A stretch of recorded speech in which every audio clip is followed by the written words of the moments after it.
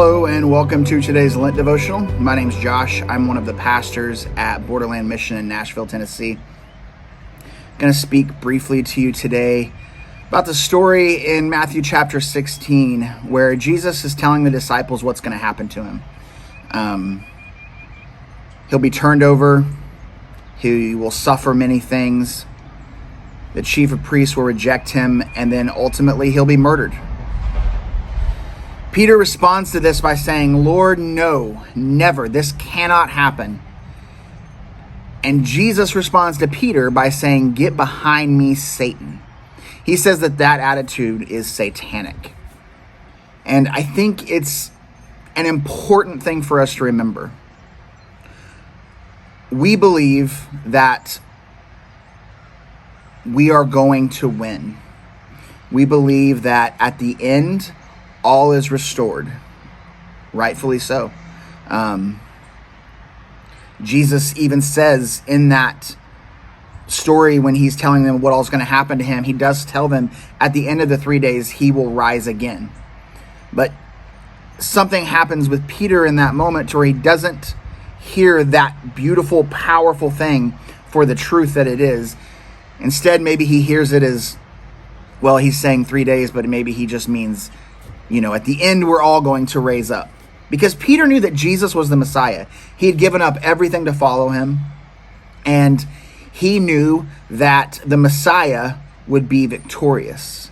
He knew that he was on the winning side because he was with the Messiah. The Messiah can't die. The Messiah can't be killed. The Messiah can't be turned over like this. The Messiah should be the one leading an army, not the one being murdered by a mob. Jesus says, "Get behind me, Satan." I think many times we are walking in this place where we forget what the message of the gospel is. The message of the gospel isn't follow Jesus and everything works out. All of the riches and wealth and fame you ever desired come your way. And then at the end you get heaven. The message of the gospel is death. The message of the gospel is the cross. Yes, at the end we will be raised up. But we have to be going through life willing to lay down our life. Not for my own gain, but for the gain of those around me.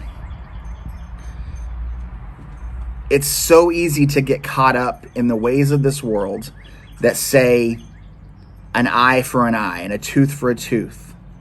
If you hit me, I'll hit you back. That's what justice is. Jesus said something completely different. He lived out something completely different. He said, if someone slaps your cheek, turn the other cheek. Love your enemies. Forgive those who come against you. And at the end, Jesus lived this out. These are the things he did. And at the end of it, those same people who he was saying that to and living that out in front of, those people rejected him. Those people murdered him. God loves you and he desires the best for you. But it's not just you. He desires you to live out his will for the best for humanity. He desires that to be lived out in you. Jesus set this example. He lived out the best of who God was. He walked as God would walk among us, loving, forgiving, healing, calling us to righteousness, calling us away from selfishness. We tend to forget that the cross is where we are, is where we're going. The cross is the gospel. At the end is resurrection. But if we aren't willing to first go to the cross, if we aren't first willing to lay down our own life, then how are we any different from those who seek success and gain for themselves? Jesus says in that same story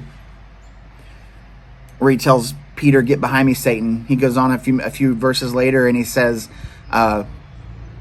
what is it worth to be successful and to gain everything but lose your soul? We have to remember that Jesus paved the way to the cross.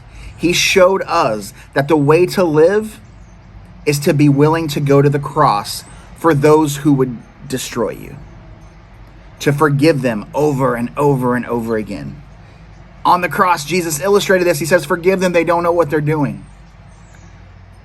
And we think, oh, people have spoken bad about me, or they've spoken bad about the church. How dare they? Who do they think they are? Jesus says to love and forgive and to be willing to allow them to trample you. He doesn't say stand up and fight. The only thing we're supposed to be fighting against are things we can't see. Guys, I love you, and I desire us to walk together toward the cross.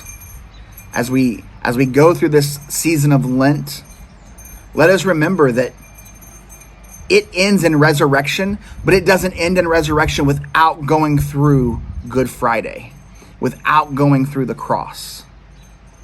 We have to be willing to lay down everything about who we are for our brothers and sisters around us, for the least of these, for the person who got seated at the foot of the table. God bless you.